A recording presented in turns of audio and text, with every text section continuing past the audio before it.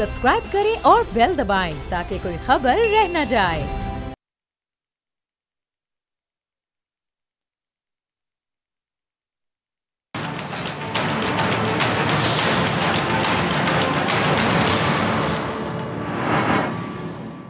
अस्सलामुअलैकुम नाजरीन, मैं हूं डॉक्टर फिजा अकबर खान और मैं हूं पाकिस्तान और आप देख रहे हैं पाकिस्तान के सबसे बड़े न्यूज़ चैनल का नंबर 1 प्रोग्राम ऐसे नहीं चलेगा। नाज़रीन, हम देख रहे हैं कि कुछ दिन से पाकिस्तान और भारत, जिनको रिवायती हरीफ कहा जाता है, उनके दरमियान हालात काफ़ी ज़्यादा कशीद हैं। उसकी वजह आप तमाम लोग जानते हैं। पहले सर्जिकल स्ट्राइक नंबर 1 का ड्रामा करना, फिर सर्जिकल स्ट्राइक नंबर 2 का दावा करना और बारहा इस तरह की हरकत करते चले जाना, और फिर इंडियन मीडिया का किरदार आपने देखा कि बारहा कहते चले जाना, पाकिस्तान को चैलेंज करते चले जाना, इल्ज़ामात की बौछार करते चले जाना और तुंदो तेज़ नश्तर बरसाए चले जाना। फिर बहरहाल हमारे पाकिस्तान की भी डिग्निटी का सवाल था, सालमियत का सवाल था, हमारा भी एक इमेज है, तो हमें भी रिस्पॉन्ड करना पड़ा, रिस्पांस में रिटेलिएट करना पड़ा। हमारे प्राइम मिनिस्टर जो कि वजारत उज़्मा संभालते हैं, पाकिस्तान के सबसे बड़ी शख्सियत, कहते सियासी तो गलत नहीं होगा, प्राइम मिनिस्टर तक ने कह दिया था कि हमें मजबूर ना किया जाए, हम रिटेलिएट करने पर मजबूर हो जाएंगे। यानी पहले आपसे रिक्वेस्ट की गई, आपको समझाया गया तरीके से कि ऐसा अगर आप करेंगे तो इन रिस्पॉन्स हमें भी कुछ करना पड़ेगा। इन रिस्पॉन्स हमने किया। पहले तो ये बात क्लियर कर लें कि पहल वहां से की गई और हमने रिस्पॉन्स दिखाया। रिस्पॉन्स दिखाने में और पहल करने में बाकायदा वाज़ेह एक फ़र्क है जो इंडियंस भी समझ सकते हैं बाखूबी और पाकिस्तानी बहुत अच्छे तरीके से समझते हैं। दूसरी चीज़ है कि जब इमेज पर बात आ जाए, सालमियत पर बात आ जाए, हमने इंडियन मीडिया का किरदार देखा कि वो चीखते रहे, चिल्लाते रहे, इल्ज़ामात की बुछाड़ करते रहे और 350 के लगभग लोगों को कहते रहे कि जी इतने लोग हमने मार गिराए। हालांकि एक भी डेड बॉडी वो नहीं दिखा सके, कोई वीडियो नहीं दिखा सके, कुछ भी नहीं दिखा सके। फिर पाकिस्तान ने जब रिस्पॉन्स दिखाया, उनका पायलट हमारे पास है और मुझे बहुत अच्छा लगा जब ये मुश्तरका इजलास हो रहा था, हमारे प्राइम मिनिस्टर ने बात की कि हम उसको छोड़ रहे हैं, उनके पायलट को हम छोड़ रहे हैं। इस पर भी लोगों की बहुत ज़्यादा मिलीजुली राय है और बहुत ज़्यादा तकलीफ हुई मुझे इंडियन चैनल्स की कुछ ऐसी बातें सुनने के बाद। प्रोग्राम में आगे जाके तमाम चीज़ें आपको दिखाएंगे, वीडियोस की फॉर्म में आपके साथ शेयर भी करेंगे। लेकिन आज मैं कहना चाहूँगी कि today I felt proud on being a Pakistani and having Imran Khan as prime minister of my country. मुझे बहुत अच्छा लगा, लिटरली फेल्ट प्राउड कि मैं इस मुल्क में रहती हूँ जिसके वज़ीर आज़म इमरान खान साहब हैं, जिसके आर्मी चीफ जनरल बाजवा साहब हैं। और हमने देखा कि जितने भी लोगों का मैं किरदार अगर मैं डिस्कस कर लूँ, I literally felt proud, specially when I was watching joint session of the parliament. आज तो मुझे हमारी ऑपोजिशन पे भी बड़ा फ़ख्र महसूस हो रहा है। मैं जिस की भी बात करूँ, हमारे आर्मी चीफ की बात करूँ, सबसे पहले वज़ीर आज़म की बात करूँ, फिर आर्मी चीफ की बात करूँ, उसके बाद हमारे वज़ीर खारिजा फॉरेन मिनिस्टर का बाकायदा किरदार होता है। शाह महमूद कुरैशी साहब की जितनी तारीफ़ करूँ कम है, डिफेंस मिनिस्टर वज़ीर दिफा परवेज़ खटक साहब की जितनी तारीफ़ करूँ कम है, हमारे पाक फौज के तर्जुमान DG ISPR major general Asif Ghafoor साहब जो आए इतनी अच्छी बॉडी लैंग्वेज के साथ, कॉन्फिडेंस के साथ, उन्होंने बड़ी अच्छी नपी तुली मैच्योर गुफ्तगू की, जो कि हमने देखा कि इंडियन चैनल्स ने भी दिखाई, 13-14 के करीब चैनल्स ने दिखाई। उसके बाद उनके साथ क्या हुआ वो भी हमने आपके साथ शेयर किया। मैं आज ऑपोजिशन की भी बड़ी शुक्रगुजार हूँ कि ऑपोजिशन ने एक पेज पर आकर ये साबित किया कि जब वतन के दिफा की बात आती है, जब डिफेंस की बात आती है, जब सलामती की बात आती है, तो हम सब क्या हैं? हम सब एक हैं, हम एक हैं, हमें तोड़ा नहीं जा सकता। ऑपोजिशन ने भी बहुत अच्छा किरदार किया। आज मैं मीडिया को भी सलाम पेश करती हूँ, उन सहाफ़ियों को ख़ास तौर पे जिन्होंने बहुत अच्छी जिम्मेदाराना सहाफ़त की, मेचोरिटी का मुजाहरा किया और सहाफ़ती रिस्पॉन्सिबिलिटी दिखाई। उन्होंने इंतशार फैलाने की कोशिश नहीं की। उन्होंने बारहा ये बताया कि जंग हल नहीं है भी किसी भी चीज़ का, किसी भी चीज़ का हल है टेबल टॉक, मुज़ाकरात। और मैं भी बार बार अपने प्रोग्राम में कहती चली आ रही हूँ, पिछले हफ्ते से हम इसी टॉपिक पे प्रोग्राम कर रहे हैं। मैं बार बार कह रही हूँ कि war is not a picnic, war is not a friend of humanity. War आपकी ह्यूमैनिटी की, इंसानियत की अगर सबसे बड़ी दुश्मन कह दूं तो गलत नहीं होगा। और न्यूक्लियर पावर होने के साथ अगर हम बात करें मतलब एटमी ताकत, वो भी हम वॉर अफोर्ड नहीं कर सकते, क्योंकि जो जंग है वो इंसानियत का खात्मा करेगी। अच्छा जी, एटम बॉम्ब आप चला देंगे, चला दिया जी, फिर ख़त्म क्या हो गया? इंसानियत। हम इंसानियत का खात्मे के बारे में सोच भी नहीं सकते। जो भी अकल रखेगा, जो भी शऊर रखेगा, वो इंसानियत के खात्मे के बात कर भी नहीं सकता है। लिहाजा जो हमने रिस्पॉन्स किया वो हमने आपको दिखा दिया। उसके साथ साथ मैं ये कहना चाहूँगी, अभी बहुत से लोग कह रहे हैं, बहुत दुख हो रहा है, तकलीफ़ के साथ मैं कहूँगी कि इंडियन मीडिया में कुछ लोग इस तरह की बातें कर रहे हैं। ट्विटर पे मेरी नज़र पड़ी, मैंने देखा कि बहुत से लोग इसको हमारी वीकनेस कह रहे हैं। फॉर एग्जांपल, बहुत वहाँ के जो मशहूर मारूफ शख्सियात हैं, एक्टर्स के अकाउंट्स को बहुत से लोगों ने फॉलो किया। तो ऋतिक रोशन की कल ट्वीट पढ़ा रहा था मुझे कोई, तो उन्होंने लिखा हुआ था कि जी हमारे जो पायलट है उसकी बॉडी लैंग्वेज में कॉन्फिडेंस आपने देखा कि हालांकि वो पकड़ा हुआ था फिर भी उसकी बॉडी लैंग्वेज में कॉन्फिडेंस था। तो ऋतिक रोशन साहब आप मेरी बात अगर सुन पा रहे हो या आप तक पहुंच जाए बात कि आप उस टाइम पे पाकिस्तानी फौज को भी सलाम पेश कर सकते थे कि पाकिस्तानी फौज का किरदार आप देखते हैं कि कितना अच्छा था, पाकिस्तानी फौज ने उसके साथ कैसा रवैया बरता, कैसा खूबसूरत सलूक बरता कि वो मजबूर हो गया इतनी अच्छे कॉन्फिडेंस के साथ बात करने पर। आप ये नहीं देख रहे कि उसकी बॉडी लैंग्वेज में जो कॉन्फिडेंस था, हालांकि उसको एक मुल्क ने पकड़ा हुआ था, वो हमारी गिरफ्त में था, लेकिन हमने उसको कॉन्फिडेंस दिया बात करने का। ये हमने एक जो भी हम उसको आज़ाद कर रहे हैं, हम छोड़ रहे हैं, वापस भेज रहे हैं, इसको भी वीकनेस बहुत से लोग कह रहे हैं, हालांकि वीकनेस नहीं है। इसको मेरा मजहब, मेरा इस्लाम, हम इसको कहेंगे सिला रहमी, हम इसको कहेंगे जज्बा खैर सगाली के तहत हम उनको छोड़ें। हमने अपने नबी पाक सल्लल्लाहु अलैहि वसल्लम से यही सीखा कि ताकत होने के बावजूद, बदले की ताकत होने के बावजूद माफ़ करना सीखो, सिला रहमी करके देखो। और आज प्रैक्टिकली हमारी गवर्नमेंट, हमारी आर्मी, तमाम अपोजिशन, तमाम लोग एक पेज पर हैं और मुझे बड़ा फ़ख्र हो रहा है। अगेन मैं कहूँगी कि I am a proud Pakistani, I literally feel proud on being Pakistani today, क्योंकि हमने नबी पाक सल्लल्लाहु अलैहि वसल्लम के फॉलोअर होने का सबूत दे दिया प्रैक्टिकली, ज़बानी जमा खर्च नहीं, प्रैक्टिकली कि हम सिला रहमी कर रहे हैं, हम माफ़ करना जानते हैं, क्योंकि हम अमन के दाई हैं, हम अमन के ख्वाहिशमंद हैं, हम अमन ही चाहते हैं, हम ये चाहते हैं कि अमन ही आगे तक जाए। और हम भारत को एक बहुत बड़ा पैगाम दे रहे हैं। आई विश कि भारत इस पैगाम को समझे कि जंग ना आप लोगों के लिए बेहतर है ना हमारे लिए। इंसान उधर भी हैं, हमारे प्राइम मिनिस्टर को, हमारे आर्मी चीफ को, हमारे यहाँ जितने भी लोग हैं जो पार्लियामेंट में बैठे हुए हैं, हमारे यहाँ मैं बीइंग एन एंकर, हमारे यहाँ जितने भी लोग हैं, हमारे घरों में गुफ्तगू हो रही कि जंग नहीं होनी चाहिए। तो मैं अफसोस के साथ कहती हूँ कि आज भी उनके मीडिया में कुछ लोग ऐसे हैं जो पता नहीं उनकी अकल कहाँ के घास चरने चली गई है कि आप लोग ना सोचें पाकिस्तान और हिंदुस्तान। मैं इस टाइम पे नहीं सोच रही पाकिस्तान और हिंदुस्तान, मैं सिर्फ ये सोच रही हूँ इंसान, इंसान और इंसान। इंसान इधर भी हैं और इंसान सरहद पार भी हैं। हम इंसानियत का खात्मा नहीं चाहते, हम न्यूक्लियर वॉर नहीं चाहते, हम टेबल टॉक चाहते हैं, हम मुज़ाकरात चाहते हैं। और खुदा का वास्ता है कि अब इस बात को कोई ये एंगलिंग ना दे कि हम घबरा गए, हम डर गए। हम घबराए नहीं हैं, हमने मैच्योरिटी का मुजाहरा किया, हमने अक्ल का मुजाहरा किया और हम इंसानियत दोस्त हैं। हमने बताया प्रैक्टिकली, आज मैं प्रोग्राम में भी बता रही हूँ कि हम इंसानियत के दुश्मन नहीं, इंसानियत के दोस्त हैं। I am a proud Pakistani.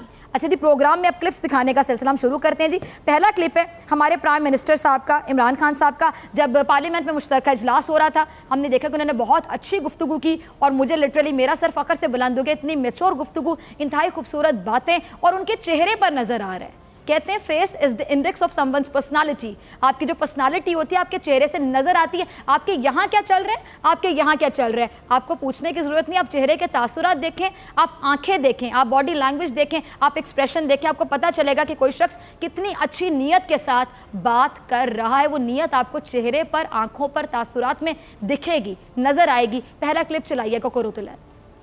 हमारा आगे बढ़ना बरे सगीर का ये ज़रूरी है कि हम अमन हो और जो भी हमारे मसले हों वो हम डायलॉग के ज़रिए हल करें। लिहाजा ऑफर दी 26 को। फिर एक लेटर भी लिखा मैंने नरेंद्र मोदी को कि हमें फॉरेन मिनिस्टर्स को मिलना चाहिए यूनाइटेड नेशंस में, लेकिन रिस्पॉन्स अच्छा नहीं आया। और हमने ये रियलाइज़ किया कि ये रिस्पॉन्स इसलिए अच्छा नहीं आ रहा क्योंकि हिंदुस्तान के इलेक्शंस आ रहे हैं और हमने ये रियलाइज़ किया कि इनकी जो भी कैंपेनिंग है उसका हिस्से में ये नहीं है कि पाकिस्तान से अच्छे ताल्लुकात हों। इलेक्शंस के बाद हमने सोचा कि हम आगे बातचीत बढ़ाएंगे। अच्छा, आपने बड़ी खूबसूरत बात ये देखी होगी कि ये हमारे प्राइम मिनिस्टर में क्यों ना कहूँगी, मुझे फ़ख्र है कि हमारे मुल्क के वज़ीर आज़म है, उनकी बॉडी लैंग्वेज में, उनकी बातों में सबसे अच्छी चीज़ जो आपको नज़र आई वो है पॉजिटिविटी।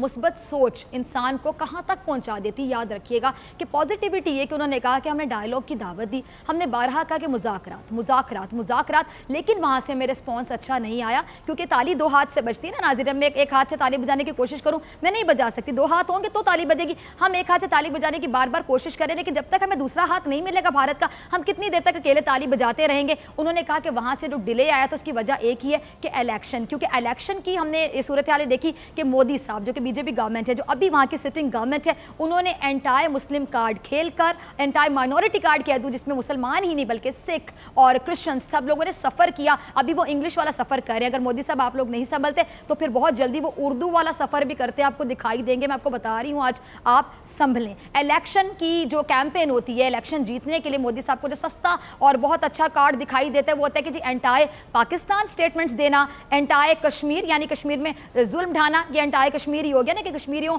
के खिलाफ जा रहे हैं, उनको तकलीफ दे रहे हैं, वहाँ पे जितने नहते कश्मीरियों को शहीद कर रहे हैं, इनको लगता है कि शायद हमारा वोट बैंक स्ट्रॉन्ग हो रहा है। लेकिन अब अंदर के लोग भी जो समझ बूझ रखते हैं, जो लिटरेट हैं, पढ़ा लिखा तबका भारत का, वो भी मोदी साहब के इस तरह के इलेक्शन कैंपेन को खैर बात कह चुके हैं। उन्होंने कहा नहीं, अब ऐसे नहीं होगा, क्योंकि कोई भी इंसानियत का दुश्मन वहाँ पर भी नहीं होगा। कोई भी शख्स जो कि इंसानी दिल रखता होगा वो ऐसी इलेक्शन कैंपेन को रिजेक्ट कर चुका है और आइंदा आने वाले दिनों में कर देगा। तो प्राइम मिनिस्टर साहब की बॉडी लैंग्वेज में कॉन्फिडेंस अब देखिए। उन्होंने कहा कि चले इलेक्शन तक शायद ये लोग नहीं आएंगे साइड पर टेबल टॉक की तरफ, क्योंकि इनका एजेंडा ही एंटायर पाकिस्तान होता है। चले हम इलेक्शन के बाद बात कर लेंगे, पॉइंट की गहराई में जाएं कि हम अभी भी बात करने के लिए तैयार हैं। हम उनकी पूरी पॉलिसी को, पूरे एजेंडे को समझने के बावजूद, नेगेटिव सोच को समझने के बावजूद, मैं सिर्फ नरेंद्र मोदी की बात कर रही हूँ, उस टाइप के जो लोग वहाँ पे कुछ परसेंटेज में होंगे, पूरे भारत की बात नहीं करी। भारत में बड़े पढ़े लिखे लोग, ऐसे लोग मौजूद हैं जो जंग नहीं चाहते हैं, जो इस तरह के मामला नहीं चाहते हैं, जो चाहते हैं कि मुज़ाकरात हों, टेबल टॉक पर बात हो। लेकिन इमरान खान साहब का कॉन्फिडेंस और हमारे पूरे पाकिस्तान का कॉन्फिडेंस ये है कि हमने सोचा कि चलें इलेक्शन के बाद शायद सही, लेकिन शायद तभी टेबल पे बैठ जाएं, यानी हम टेबल टॉक ही चाहते हैं। खान साहब ने कश्मीर के हवाले से भी बात की थी, वो क्लिप जरा मुलाहिजा कीजिए। सारा इशू है क्यों? कश्मीर की वजह से। अब मैं हिंदुस्तान की आवाम से पूछना चाहता हूं कि क्या उनको ये क्वेश्चन नहीं करना चाहिए कि ये जो 4 साल की जिस तरह का तशद्दुद और जुल्म हुआ है कश्मीर के लोगों पे, क्या इन टैक्टिक्स से, ऑपरेशन से, जुल्म से क्या कश्मीर को सबड्यू कर लेंगे कश्मीर के लोगों को? जिस तरह एक हिंदुस्तान के पॉलिटिशियन ने कहा कि आप एक आइडिया को जेल में नहीं डाल सकते।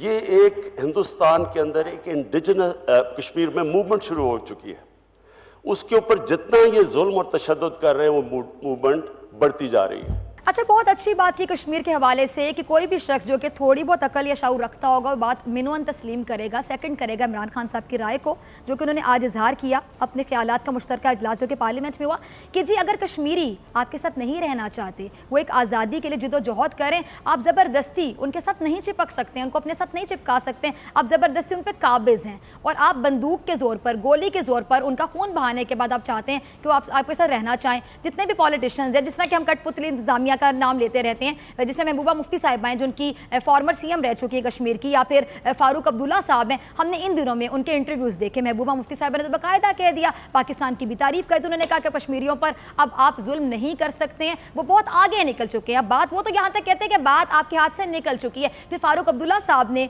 कुछ दिन पहले इंडिया के निजी टीवी चैनल को इंटरव्यू दिया था, तो उन्होंने रिपोर्टर से बड़े कॉन्फिडेंस के साथ कहा कि आप कभी कश्मीर गई, आपने वहाँ पर जाके जो फ्रीडम फाइटर्स, उन्होंने फ्रीडम फाइटर का वर्ड यूज़ किया, आतंकवादी का नहीं किया, उन्होंने कहा फ्रीडम फाइटर्स जो हैं, आपने कभी उनसे बात की? वहाँ का जो नौजवान जो फ्रीडम फाइटर बन के सामने आ गया, वो आखिर चाहता क्या है? तो जो भी अकल या शऊर रखेगा, होश के नाखून लेगा, वो यहीं पर बात आके ख़त्म करेगा कि कश्मीरियों से पूछा जाए, उनको हक़ खुद इरादियत दिया जाए, उनको हक़ राय दिया जाए, उनसे पूछा जाए कि आप क्या चाहते हैं। किसी पर ज़बरदस्ती मुसल्लत होना, काबिज़ होना, क्या ये अकल और शऊर का तकाजा है या पढ़े लिखे होने का, या आपकी तालीम क्या आपको यही सिखाती है कि आप ज़बरदस्ती किसी पे काबिज़ हो जाए? ज़बरदस्ती किसी को भी किसी पे काबिज़ होने का कोई हक नहीं है। अगला क्लिप ज़रा मुलाहिजा कीजिएगा खान साहब। हिंदुस्तान के लोगों से मैं पूछना चाहता हूँ कि बजाय एकदम उंगली उठाई पाकिस्तान पे, कोई सबूत के बगैर एकदम उंगली उठाई, क्या उनको ये पूछना नहीं चाहिए कि कश्मीर में एक 19 साल का नौजवान, क्या वजह है कि वो अपने आप को ह्यूमन बॉम्ब बना के उड़ाता है, नुकसान पहुंचाने के लिए हिंदुस्तान की सिक्योरिटी फोर्सेस को? किस इंतहा पे वो पहुंच गया होगा, या और उनके नौजवान जो मौत का खौफ उनका ख़त्म हो गया है, क्या ये इन्हीं टैक्टिक्स, इसी ऑपरेसिव टैक्टिक्स, जुल्म से क्या ये आगे तब्दील हो जाएगा? जो अभी तक कामयाब नहीं हो वो आगे कामयाब हो जाएगा। बहुत अहम पॉइंट खान साहब ने रेज किया, जो पॉइंट मैं अक्सर अपने प्रोग्राम में सोशल मीडिया पर मैं रेज करती रहती हूँ, वो यही कि आखिर उनको यहाँ तक पहुँचाने वाला कौन है। मैं उनको फ्रीडम फाइटर कहूँगी सबके सामने, क्योंकि मेरी अपनी राय है और मैं अपनी राय पे बड़ी कॉन्फिडेंट हूँ। और इंडियंस उनको कहते हैं आतंकवादी, टेररिस्ट कहते हैं। आप ये बता दीजिएगा कि उन फ्रीडम फाइटर्स को जिनको आप आतंकवादी कहते हैं, प्रोड्यूस करने वाला है कौन? Who is the producer? कौन है? Who is responsible? क्या आपकी इंडियन आर्मी नहीं, जो कि बंदूक के जोर पर, आप सिर्फ इतना सोचिएगा कि एक 19 या 20 साल की उम्र में कोई शख्स अपनी ज़िंदगी, अपना करियर, अपने ख्वाब, तमाम चीज़ें पीछे छोड़ के कहता है कि मुझे बॉम्ब बांधो, मैं मरने के लिए तैयार हूँ, मैं उड़ने के लिए तैयार हूँ। बड़ा हौसला चाहिए होता है खुद को बॉम्ब बांध के उड़ाने के लिए। आप उनकी नफ्सियात समझें। मैं ये नहीं कहती कि वो सही कर रहे हैं, वो सही नहीं कर रहे, लेकिन वो ये क्यों कर रहे हैं, मैं ये कहना चाह रही हूँ, वो क्यों कर रहे हैं? Who is responsible? आप बात की जड़ तक जाएं। आप ये ना सोचें कि वो ये कर रहे हैं, आप पहले ये सोचें। मेन क्वेश्चन ये है, मेन क्वेश्चन ये कि वो आखिर ऐसा क्यों कर रहे हैं, और आप लोगों को जवाब देना चाहिए, अपने आप से पहले पूछना चाहिए। बड़ा एक फेमस सेइंग है कि understanding a question is half an answer. जिसको जवाब सवाल समझ आ जाएगा, जिसको सवाल समझ आ जाएगा, वो इटसेल्फ एक आधा जवाब है। हमारा मसला ये, हम जवाब इसलिए नहीं दे पाते कि हमें सवाल ही समझ नहीं आता। अगेन आई वुड से कि understanding a question is half an answer. आप अगर मेरा सवाल समझ जाएं तो आधा जवाब तो ये सवाल समझने में मिल जाएगा, फिर आधा जवाब जो रह जाएगा, तमाम लोग जो अकल शऊर रखते हैं वो जवाब दे सकते हैं। इन लोगों को यहाँ तक पहुँचाने में कि वो जिद्दोजहद कर रहे हैं, वो बॉम्ब बांध के आ गए हैं सबके सामने, कौन इनको यहाँ तक पहुँचाने का जिम्मेदार है? आखिर उनके साथ ऐसा क्या हुआ कि वो अपनी ज़िंदगी का खात्मा करने चले जाते हैं? आखिर ऐसा क्या हुआ कि वो तमाम ये चीज़ें करने के लिए तैयार हो जाते हैं? और सिंपल सी बात है कि आपको उनकी साइकी को समझना है, आपने उनकी नफ्सियात को समझना है। इतने साल हो गए बंदूक के जोर पर, बल्कि मैं कहती हूँ जो आपकी बंदूक थी, जिसका जोर आप समझ रहे हैं, ये जो बंदूक की ताकत आप इस्तेमाल करें बिला वजह कब्जा करके, ये बंदूक जिम्मेदार है उनको यहाँ तक पहुँचाने के लिए। वहाँ पे आए दिन जनाजे उठते हैं। मैं अक्सर ये बात सोचती हूँ कि एक माँ के 3 बेटे हैं कश्मीर में, एक बेटा 21 साल, एक 23 साल और एक 16 साल। एक 23 साल का बेटा शहीद होकर आ गया कफन में लिपट के, एक 21 साल का बेटा शहीद होकर आ गया कफन में लिपट के। जो 13 या 14 15 साल का तीसरा भाई है ना, वो फिर कहता है कि मैं फ्रीडम फाइटर बनूंगा, क्योंकि उसने अपने 2 बड़े भाइयों के जनाजे उठते हुए देखे। और जिम्मेदार कौन था? हिंदुस्तान की फौज की बंदूक की गोली। पॉइंट को याद रखिएगा। मेरी बात हो रही थी पाक भारत टाकरे के हवाले से, हम बात करते हैं। अक्सर वहाँ के एक रिटायर्ड बड़े सीनियर आर्मी ऑफिसर हैं, उनसे बात हुई प्रोग्राम के सिलसिले में, तो उन्होंने एक ऐसी बात की कि मेरा दिल आज़ारी। उन्होंने कहा कि हम ये जो पैलेट गन का इस्तेमाल करें, मैंने सवाल पूछा कि जनरल साहब ये जो पैलेट गन का इस्तेमाल करते हैं, क्या ये जुल्म की इंतहा नहीं? ही जस्ट आंसर टू मी कि फिजा ये जो पैलेट गन का हम इस्तेमाल करते हैं, ये कंसेशन है, ये रियायत है कि इससे वो मरेंगे नहीं। और हमारा फौजी तो पैलेट गन पकड़ना नहीं चाहता, हम तो बंदा उड़ा देना चाहते हैं। और लिटरली आई वाज स्पीचलेस कि वो पैलेट गन को कश्मीरियों के लिए कंसेशन कह रहे थे। And he is a retired general of Indian army and he is a former deputy chief of army staff India. मुझे बहुत तकलीफ हुई। ब्रेक के बाद मिलते हैं नाज़रीन।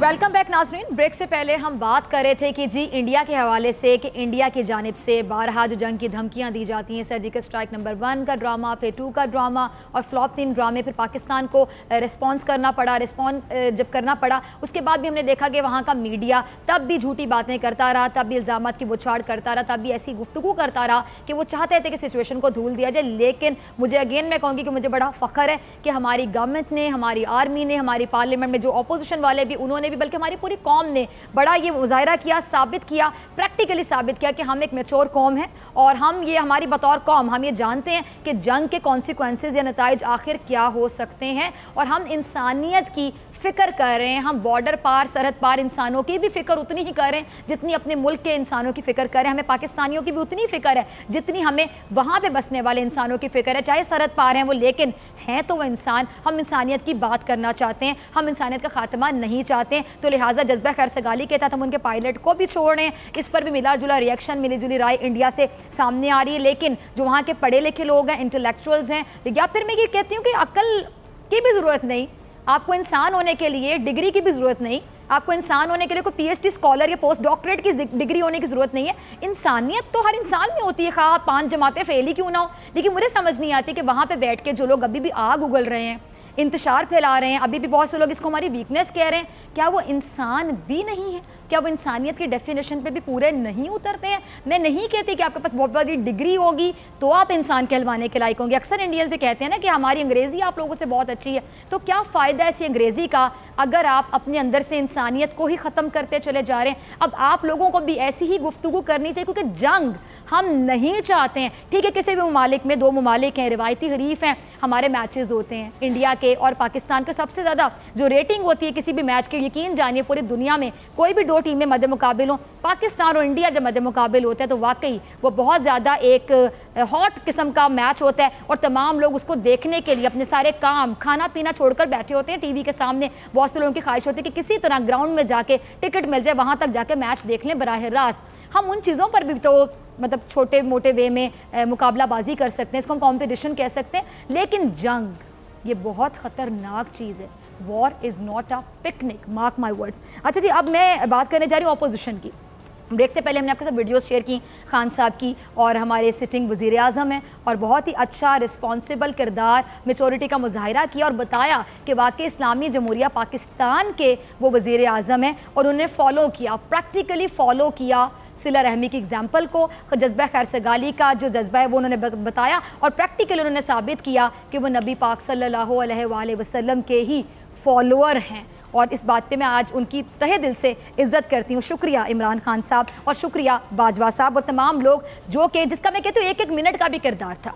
ये जो मीटिंग्स हुई जिसका इतना सा भी किरदार था, जिसने 1 सेकंड का भी मशवरा दिया, इस बड़ी बैठक में बैठकर उसने मुसलमान होने का हक अदा कर दिया, उसने पाकिस्तानी होने का हक अदा कर दिया, सबसे बढ़ के उसने इंसान होने का हक अदा कर दिया। तो शुक्रिया आप तमाम लोगों को जो इंसानियत को बचाने की आज बात करते हैं। अच्छा जी, ऑपोजिशन ने बड़ा अच्छा किरदार अदा किया। ऑपोजिशन के इख्तलाफात गवर्नमेंट के साथ अपनी जगह, लेकिन यहाँ पर जब दिफा की बात आई, ख़ासतौर पे सिर्फ मुल्क के दिफा की बात नहीं है, जब इंसानियत बचाने की बात आई तो तमाम लोग एक पेज पर आ गए, जिस पे ये चीज़ कहना ज़रूर बनता है। बागी साहब जिन पे अक्सर हमने प्रोग्राम किए और बड़े क्लिप्स वो वायरल जाते रहे, सुना था कि बागी साहब तक भी पहुँचे थे, उन्हें थोड़ा सा गुस्सा भी आया था, लेकिन बागी साहब आपने हिदायत पकड़ी और आप इस इशू पर आप भी वही बात कर रहे हैं जो कि समझ बूझ रखने वाला कोई भी शख्स करता है। ये वो बागी साहब हैं जो अक्सर फ़ौज के ख़िलाफ़ जहर उगलते दिखाई देते हैं, लेकिन आज बागी साहब ने भी कोई बगावत भरी बात नहीं की। बागी साहब ने भी जो गुफ्तगू की वो बहुत अच्छी की,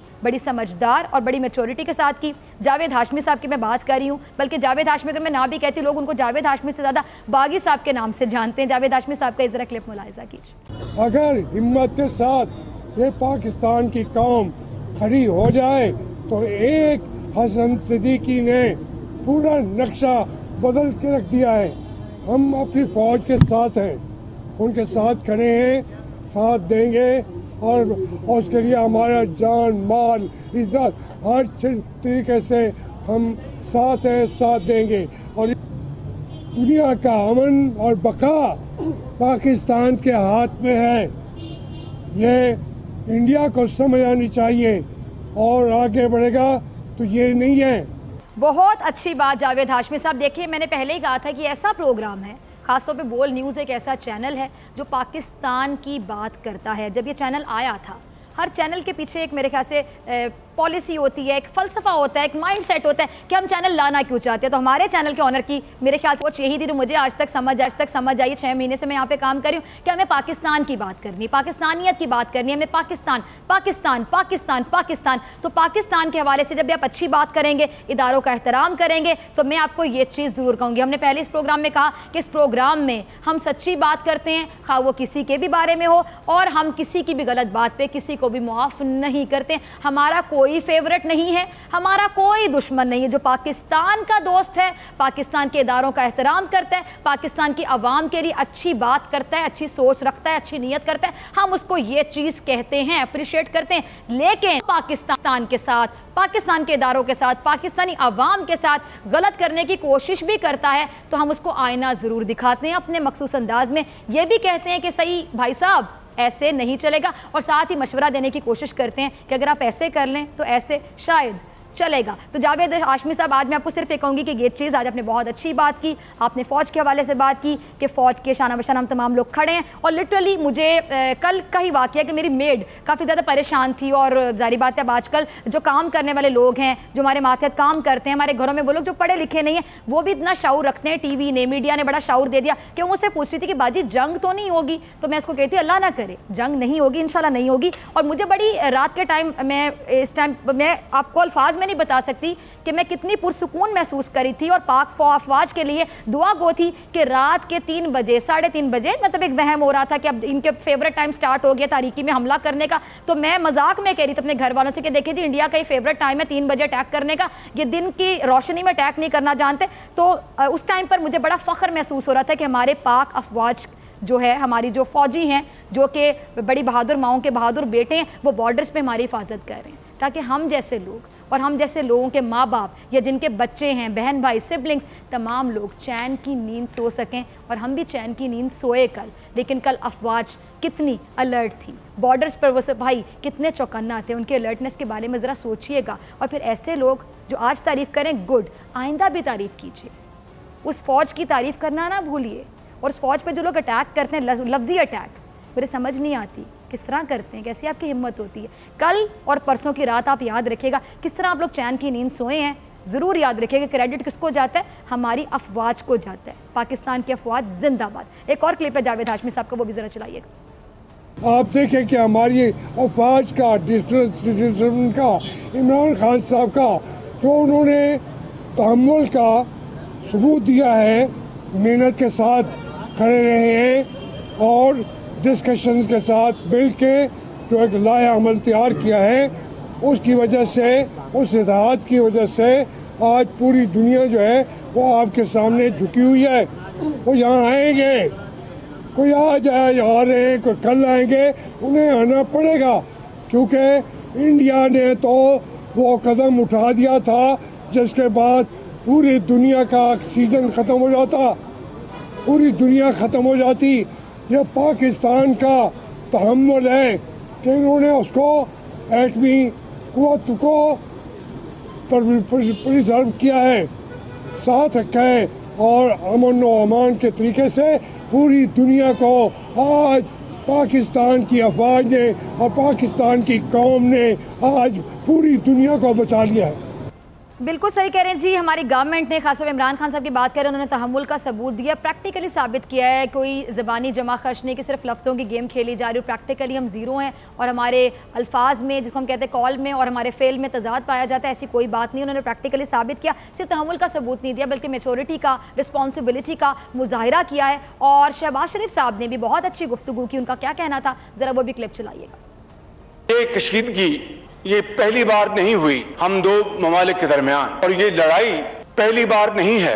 पहले भी हमने जंगें लड़ी और उसमें वसाइल झोंके गए जो कि दोनों तरफ गुर्बत और बेरोजगारी के खात्मे के लिए इस्तेमाल होने चाहिए थे। लेकिन बदकिस्मती से एक हमारा ये हमसाया पाकिस्तान, कभी उसने दिल से तस्लीम नहीं किया। जंगें ये किसी मसले का हल नहीं होती, बिलाखिर आपको टेबल पर बैठना पड़ता है, हारने वाले को भी और जीतने वाले को भी।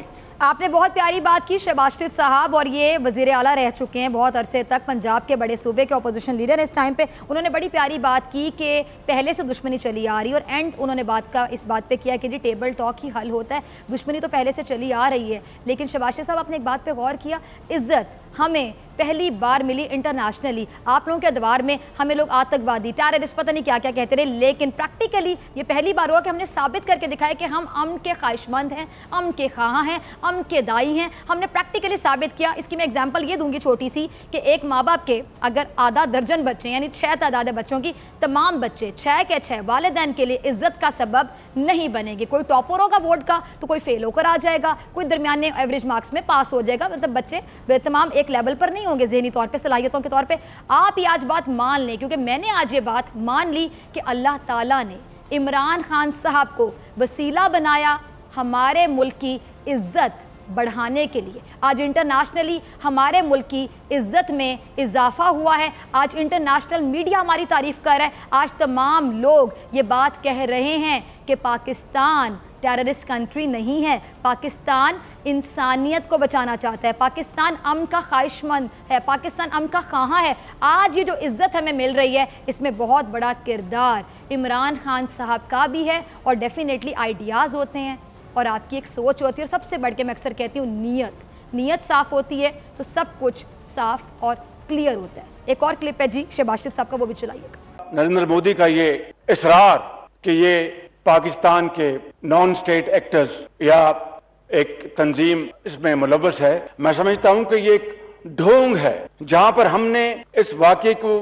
कंडेम किया है, वहां पर जनाब स्पीकर जो कश्मीर में 70 साल से और पिछले 4-5 सालों में जो जुल्म और बर्बरियत के वहां पर वाक़यात हुए हैं, तो क्या इसके नतीजे में वहां पर अपना फूल पैदा होने थे? मैं समझता हूं कि इसके नतीजे में कश्मीर की हर वादी में बुरहानुद्दीन वानी और डार पैदा होंगे। जनाब स्पीकर अगेन इन्होंने बहुत अच्छी बात की, वही बात की जो कि मैंने ब्रेक से पहले भी की थी और मैंने यही आपके साथ एनालिसिस शेयर किया था कि आखिर जब आप पैलेट गन्स का इस्तेमाल करेंगे कश्मीर में, निहत्ते कश्मीरियों की आंखों पे छर्रे मार के उनकी बेनाई छीनने की बातें करेगा। मैंने ब्रेक से जाने से पहले भी आपको बताया था कि एक उनके farmer deputy chief of army staff रह चुके हैं और हमारे प्रोग्राम में अक्सर आते हैं। मेरी उनसे बात हो रही थी कश्मीर के हवाले से, तो मैंने बड़ी कोशिश की कन्विंस करने की कि सर ये गलत हो रहा है, आप खुद बताएं। आप फॉर्मर एक deputy chief of army staff रह चुके हैं इतने बड़े देश भारत के, तो आपकी बड़ी नज़र होगी इन इशूज़ पे। तो उन्होंने कहा कि तो कंसेशन है, उन्होंने कहा रियायत है कश्मीरियों के लिए। और ये एक ऐसी बात है कि मेरी रूह काम के रह गई कि आप पैलेट गन को रियायत कह रहे हैं, यानी वो गोली मार के बंदे को मार देना चाहते हैं और वो कहते हैं कि किसी की बिनाई अगर छीनी जा रही है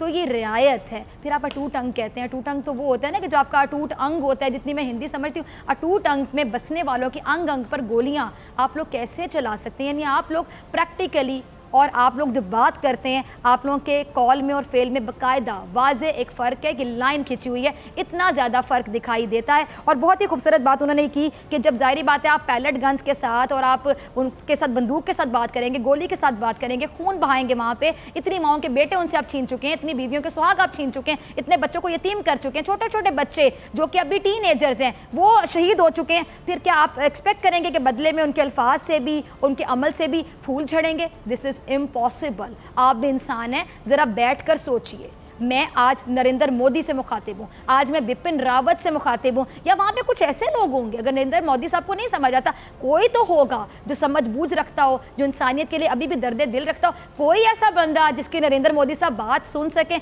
आज मेरी रिक्वेस्ट है इस प्लेटफॉर्म से कि प्लीज़ आप बड़े बैठें, एक बैठक करें, नरेंद्र मोदी साहब को समझाएं कि टेबल टॉक ही हल है। गोली से आज तक इतने सालों में आप क्या कर सके? कुछ ना कर सके, निहत्ते लोगों को शहीद किए चले जा रहे हैं। टेबल टॉक की जानिब जब तक आप नहीं आएंगे, इसी तरह बंदे मारते चले जाएंगे, मारते चले जाएंगे, अपने खून अपने हाथों को आप खून से रंगते चले जाएंगे। कोई भी दीन हो, मेरा इस्लाम हो या आपका हिंदू का दीन हो या किसी का भी दीन हो, कोई क्रिश्चियनिटी हो, तमाम दीन कत्ल अलाउ नहीं करते। कत्ल बहुत बड़ा जुल्म और बहुत बड़ा गुनाह कबीरा हर दीन में, हर रिलीजन में समझा जाता है। प्लीज़ इस बात को समझने की आप लोग कोशिश कीजिए। शहबाज शरीफ साहब का एक और क्लिप है, कुर्रतुल ऐन, वो भी चलाइएगा। पाकिस्तान तो खुद जनाब स्पीकर हर किस्म की बर्बरियत का और टेररिज्म का शिकार रहा है। मुझे बताएं कि दुनिया का वो कौन सा मुल्क है जहां पर 50,000 या 70,000 लोग शहीद हो गए? वो कौन सा मुल्क है दुनिया का जहां पर ना सिर्फ अफवाज ने, उनके अफसरों और जवानों ने, रेंजर्स ने, पुलिस ने, लॉ इन्फोर्सिंग एजेंसीज ने, ताजरों ने, माओं ने, बेटों ने, बेटियों ने अपनी जानों को नजराना पेश किया? And then does this world require any other evidence of our commitment towards eradicating terrorism from the face of Pakistan? I think there cannot be a bigger manifestation commitment of the people of Pakistan that we want to make this country livable for our future generations. बहुत प्यारी बात की शहबाज शरीफ साहब ने और मैं इनकी बात को सेकंड करूंगी कि हमें जब आप लोग टेररिस्ट कहते हैं, मुझे दिल से तकलीफ़ होती है।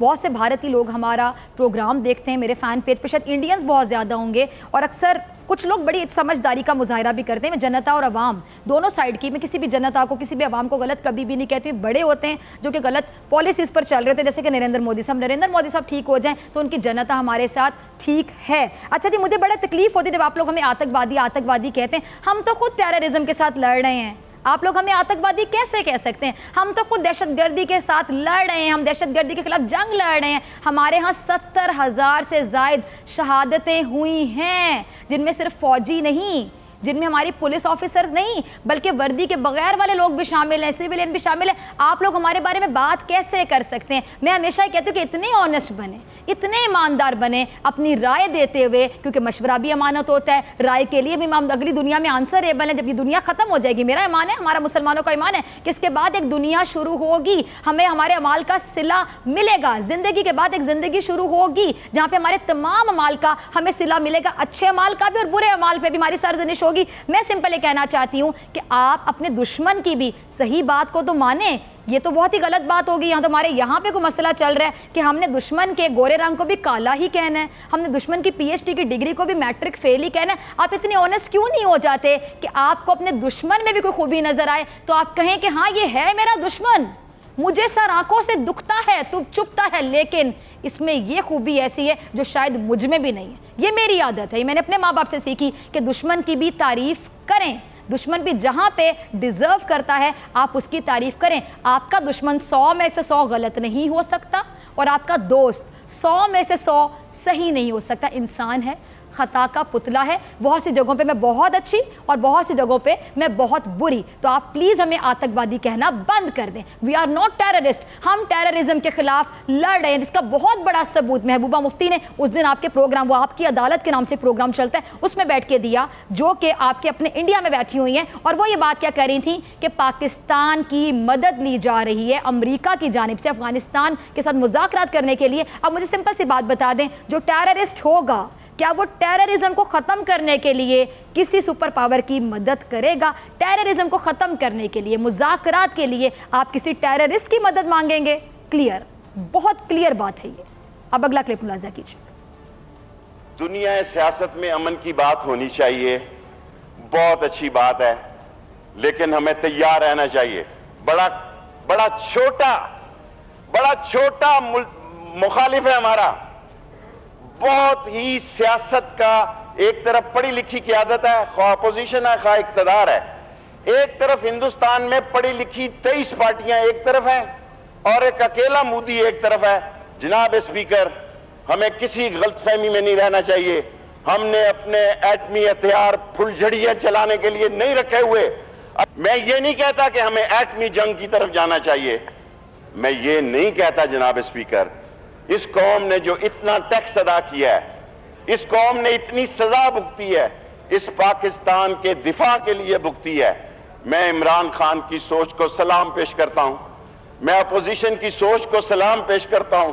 सब अमन की बात करते हैं, लेकिन अगर पाकिस्तान पर हमला हो तो हिंदुस्तान की चिता को जला देना चाहिए। और मैं भी सलाम पेश करती हूँ हमारे वज़ीर आज़म को, उनकी सोच को, हमारी पूरी काबीना को, हमारे चीफ ऑफ आर्मी स्टाफ को, DG ISPR जिन्होंने बड़ी अच्छी प्रेस कॉन्फ्रेंस की, तमाम लोग, ऑपोजिशन को भी, जितने लोग, जितने बड़े बैठक बैठी और जिन्होंने बैठ के ये आइडिया शेयर किया, जिन्होंने फैसला किया, खासतौर पर उनके पायलट को जो कि हमारी गिरफ्त में, हम उनको छोड़ रहे हैं। ये जज्बा खैर सगाली के तहत सिला रहमी की एग्जाम्पल को फॉलो करते हुए, जो कि हमारे नबी पाक सल्लल्लाहु अलैहि वसल्लम ने सेट की, प्रैक्टिकली आज हम उसको फॉलो कर रहे हैं उस एग्जाम्पल को। तो आज मैं भी सलाम पेश करती हूं तमाम लोगों को जो कि आज भी अमन के ख्वाह हैं, अमन के ख्वाहिशमंद हैं, अमन के दाई हैं और जो चाहते हैं कि जंग ना हो, क्योंकि war is not a picnic, war is not a friend of humanity, war is the biggest enemy of humanity. और मैं सिर्फ ये कहना चाहूँगी कि एटमी हथियार की उन्होंने बात की, शेख ऋषि साहब ने, एटमी हथियार वाकई चल सकते हैं, मिनटों की बात है, सेकंड्स की बात है, चल सकते हैं, लेकिन बहुत से इंसान इस दुनिया से चले जाएंगे। याद रखिएगा, जो वॉर है वो कोई सोल्यूशन नहीं है। सोल्यूशन हमेशा अमन के साथ टेबल पर बैठ के मुज़ाकरात और बातचीत ही है। फिर हार किसी की भी हो, जीत किसी भी की भी हो, हम बचपन से पढ़ते आ रहे हैं, हमारे माँ बाप हमें पढ़ा रहे हैं, हमने किताबों में, कोर्स में पढ़ा, स्पोर्ट्समैनशिप स्पिरिट। जिसमें ये स्पिरिट नहीं होगी उसमें कुछ भी नहीं होगा, उसने ज़िंदगी में कुछ भी नहीं सीखा। और अब आखिरी बात,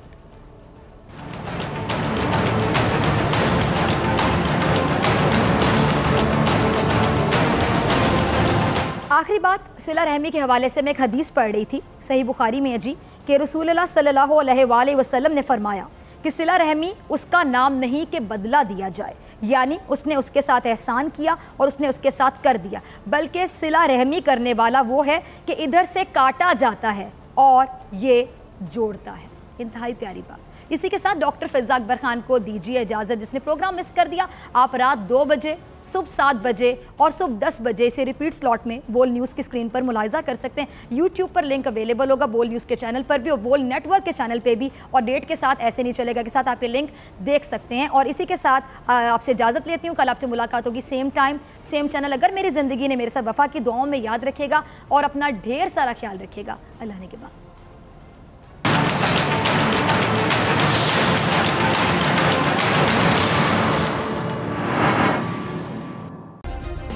सब्सक्राइब करें और बेल दबाएं ताकि कोई खबर रह न जाए।